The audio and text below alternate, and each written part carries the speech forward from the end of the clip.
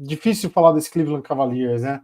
A gente pode, às vezes, se empolgar um pouco com aquele time que devora a temporada regular e tudo mais, mas parece que esse Cleveland Cavaliers, desculpa, enfim, encontrou uma forma de jogar confiável e tudo mais.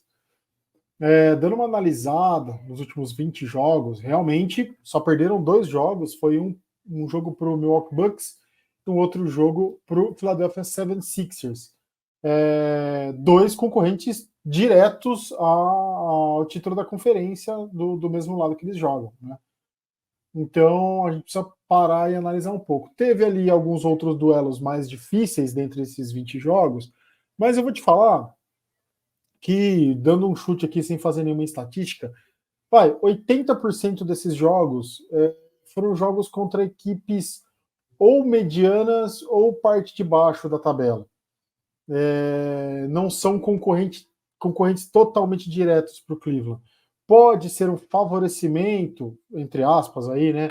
Ou uma boa época, e o Cavaliers se aproveitou dessa boa época, né? Porque todos os times acabam tendo essas boas datas aí, nesse intervalo de jogos, de bons jogos que eles podem disputar.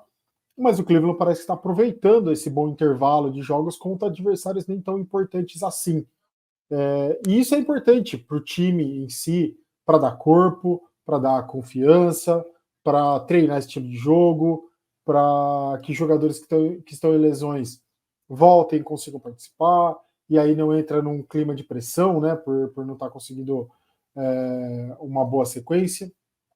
Então, dando um macro totalmente, né, por cima, assim, eu acho que é um bom sinal para o Cleveland, um ótimo sinal de 20 jogos vencer 18, mas a gente precisa, quando vai analisar um pouquinho mais a fundo, a gente precisa parar e observar um pouco melhor. Então, respondendo friamente a sua pergunta, não acredito ainda que é um candidato ao título, esse time do Cleveland Cavaliers. Porém, é um time que começa a se colocar com um pouco mais de respeito desse lado da conferência, né, na Conferência Leste. Renan, eu estava olhando aqui realmente, né, falando rapidamente antes de entrar nos detalhes, tá? Até porque são vários jogos. Vamos falar aqui, ó.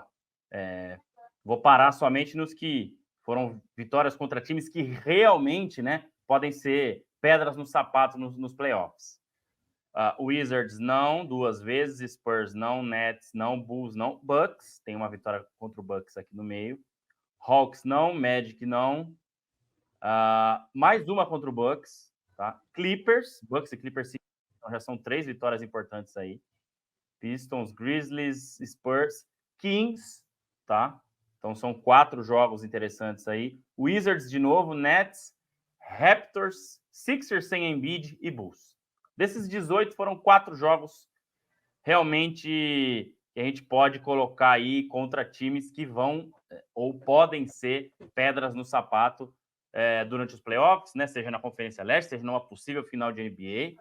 Então, realmente, assim, olhando para essa sequência em si, né? A gente vê isso, vitórias contra times que não dá para dizer que se não faz mais que obrigação, porque nesse meio tiveram back-to-backs aí, né? Que são 2 noites seguidas, jogos difíceis.